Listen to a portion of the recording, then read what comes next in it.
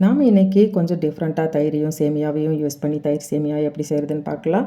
நான் ஒரு டைம் என்னோடய ஃப்ரெண்டு வீட்டுக்கு போயிருந்தப்போ இந்த தயிர் சேமியா ரெசிபி செஞ்சு கொடுத்தாங்க. ரொம்பவே டேஸ்ட்டாக இருந்ததுனால நானும் எங்கள் வீட்டில் செஞ்சு எல்லாருக்கும் கொடுத்தேன். அவங்களுக்கும் ரொம்பவே பிடிச்சதுனால அடிக்கடி செய்ய சொல்லி கேட்பாங்க. நீங்களும் இந்த ரெசிபியை செஞ்சு உங்கள் வீட்டில் இருக்கிறவங்களுக்கு கொடுத்தீங்கன்னா இன்னும் கொஞ்சம் வேணும்னு கேட்டு வாங்கி சாப்பிடுவாங்க. அந்தளவுக்கு டேஸ்ட்டாக இருக்கும். நாம் இதில் ட்ரை ஃப்ரூட்ஸ் நட்ஸ் எல்லாம் சேர்த்துருக்கிறதுனால குழந்தைங்களுக்கு லஞ்ச் ரெசிபியாகவும் கொடுத்து அனுப்பலாம். வாங்க இப்போ இந்த ரெசிபி எப்படி செய்கிறதுன்னு பார்க்கலாம். Hi friends, welcome to my way of life style.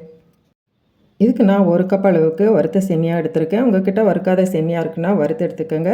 இப்போ ஸ்டவ்வில் ஒரு பேன் வச்சு 1 கப் அளவு சேமியாவுக்கு 3 கப் அளவு தண்ணி ஊற்றி அதை நல்லா கொதிக்கட்டும். கொதி வந்ததுக்கப்புறம் நம்ம எடுத்து வச்சுருக்க சேமியாவை அதில் சேர்த்துட்டு ஒரு கரண்டி வச்சு ஜென்டலாக மிக்ஸ் பண்ணி விட்டுக்கலாம். அப்போ தான் இது ஈவனாக வேகும். இதில் நம்ம ஒரு 1/2 டீஸ்பூன் சால்ட் சேர்த்து ஒரு 2 மினிட்ஸ்க்கு மட்டும் இதை வேக வச்சு எடுத்துக்கலாம். சேமியா வேகிறதுக்கு ரொம்ப நேரம் தேவையில்லை, கொஞ்சம் நேரத்துலேயே அது வெந்துடும். ஒரு 2 மினிட்ஸ்க்கு அப்புறம் நம்ம செக் பண்ணி பார்க்கலாம். இப்போ 2 மினிட்ஸ் ஆயிடுச்சு, நம்ம செக் பண்ணி பார்க்கலாம். பாருங்கள், சேமியா நல்லா வெந்திருக்கு. இப்போ ஸ்டவ்வை சுவிட்ச் ஆஃப் பண்ணிவிட்டு இதை ஸ்ட்ரெயினரில் ஸ்ட்ரெயின் பண்ணி எடுத்துக்கலாம். இதை நாம் ஸ்டவ்வை சுவிட்ச் ஆஃப் பண்ண உடனேயே வடிகட்டிடணும், இல்லைனாக்கா கட்டி கட்டியாக ஆயிரும், அவ்வளவு டேஸ்ட்டாக இருக்காது. இப்போ நாம் வடிகட்டின சேமியாவை கொஞ்சம் ஆற விட்டுடலாம். ஒரு பவுல் எடுத்துக்கோங்க. அதில் நாம் 1 கப் அளவுக்கு ஃப்ரெஷ்ஷான ரொம்ப புளிக்காத தயிர் சேர்த்துக்கலாம். எந்த கப்பில் நாம் சேமியா அளந்தோமோ அதே கப்பில் தான் தயிரையும் அளந்துக்கணும். இதுக்கு கொஞ்சம் சால்ட் சேர்த்துட்டு நல்லா பீட் பண்ணி எடுத்துக்கலாம். இது இந்த டிஷ்ஷுக்கு ஒரு நல்ல க்ரீமி டெக்ஸ்சரை கொடுக்கும். தயிரை நல்லா பீட் பண்ணதுக்கப்புறம் நாம் வேக வச்சு ஃபில்டர் பண்ணி வச்சுருக்கிற சேமியாவை இதோடு சேர்த்துட்டு ஒரு கரண்டி வச்சு நல்லா மிக்ஸ் பண்ணி விட்டுக்கலாம். நம்ம தயிர் சாதம் செய்கிறப்போ சாதத்தை மசிச்சு சேர்ப்போம். ஆனால் சேமியாவை அப்படியே போட்டு மிக்ஸ் பண்ணாலே போதும், நல்ல டேஸ்ட்டாக இருக்கும்.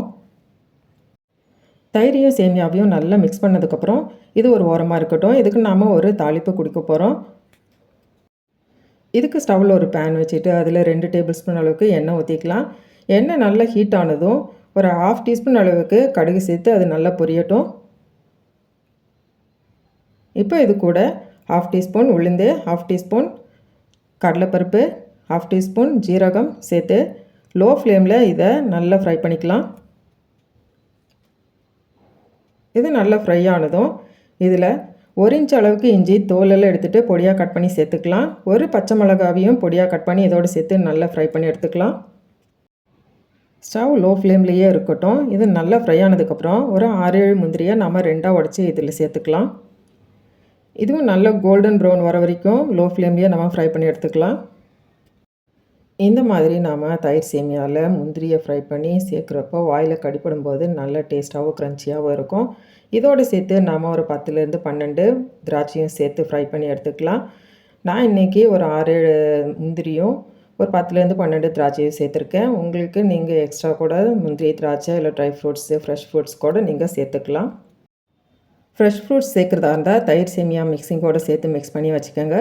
இப்போ ஒரு காஞ்ச மிளகா 2ஆக கிள்ளி இதில் சேர்த்துக்கலாம். இது நல்ல ஃப்ளேவரை கொடுக்கும். கூடவே ஒரு கொத்து கருவேப்பிலையும் சேர்த்து நல்லா ஃப்ரை பண்ணிவிட்டு ஸ்டவ்வை சுவிட்ச் ஆஃப் பண்ணிடலாம்.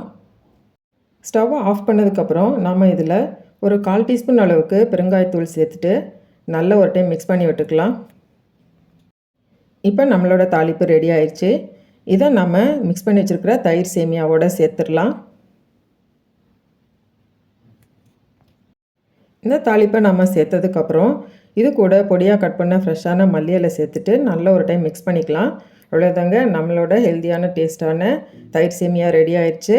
இதை குழந்தைங்களுக்கு லஞ்சுக்கு கொடுத்து அனுப்புகிறப்போ கொஞ்சம் பால் சேர்த்து மிக்ஸ் பண்ணி கொடுத்தீங்கன்னா லஞ்ச் டைமில் ரொம்ப புளிக்காமல் நல்ல டேஸ்ட்டாக இருக்கும். இதை பிரேக்ஃபாஸ்ட், லஞ்ச், டின்னர்னு எந்த வேலைக்கு வேணாலும் செய்யலாம். செய்கிறது ரொம்ப ஈஸி, ரொம்ப டேஸ்ட்டாகவும் இருக்கும்.